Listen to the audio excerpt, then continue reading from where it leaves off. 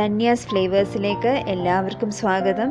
കുട്ടികൾക്കൊക്കെ ഇഷ്ടപ്പെടുന്ന ഏത്തയ്ക്കായും തേങ്ങാപ്പാലും ചേർന്ന ഒരു ഈസി റെസിപ്പിയാണ് ഇന്ന് ഞാനിവിടെ ചെയ്യാൻ പോകുന്നത്. അതിന് വേണ്ടിയിട്ട് ഞാനിവിടെ 3 ഏത്തപ്പഴം വട്ടത്തിൽ കട്ട് ചെയ്ത് വെച്ചിട്ടുണ്ട്. 1/2 ഗ്ലാസ് ഒന്നാം പാലും 1 ഗ്ലാസ് രണ്ടാം പാലും, പിന്നെ വേണ്ടത് ശർക്കര പാനിയാണ്.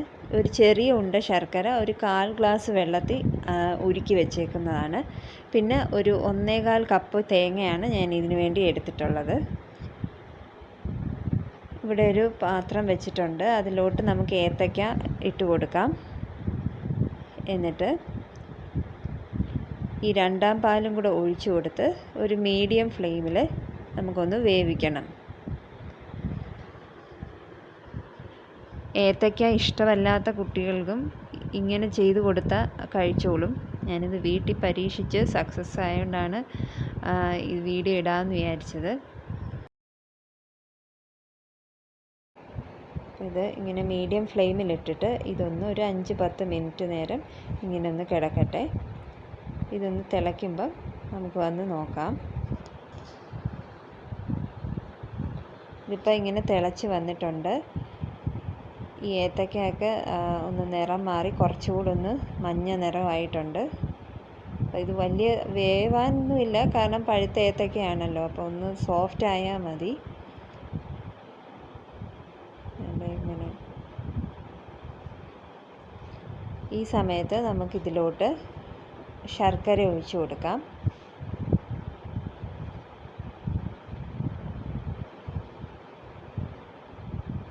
ശർക്കരയൊക്കെ മധുരം അനുസരിച്ച് ഒഴിച്ചു കൊടുത്താൽ മതി, അങ്ങനെ കണക്കൊന്നുമില്ല. ഞാനിപ്പോൾ ഇവിടെ ഒരു 4 ടേബിൾ സ്പൂൺ ഒഴിച്ചു കൊടുക്കുവാണ്.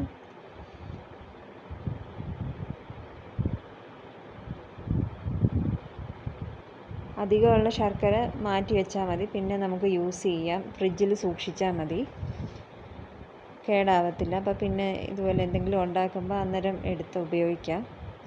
അപ്പോൾ ഇനി ഇത് ഒരു 2-3 മിനിറ്റ് ഒന്ന് കിടന്നൊന്ന് ഇതെല്ലാം കൂടെ ഒന്ന് മിക്സ് ആകട്ടെ. ഇതിപ്പം നല്ലതുപോലെ തിളച്ച് വന്നിട്ടുണ്ട്, ശർക്കരയും കൂടെ ചേർത്തിട്ട്. ഇനി ഇതിലോട്ട് ചേർക്കേണ്ടത് ഏലക്കാപ്പൊടിയാണ്.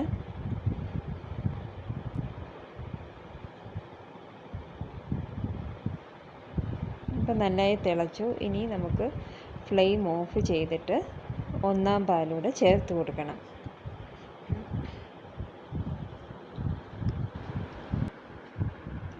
ഒന്നാം പാൽ ഒഴിച്ച് കഴിഞ്ഞ് നല്ലതുപോലെ ഒന്ന് മിക്സ് ചെയ്ത് കൊടുക്കാം.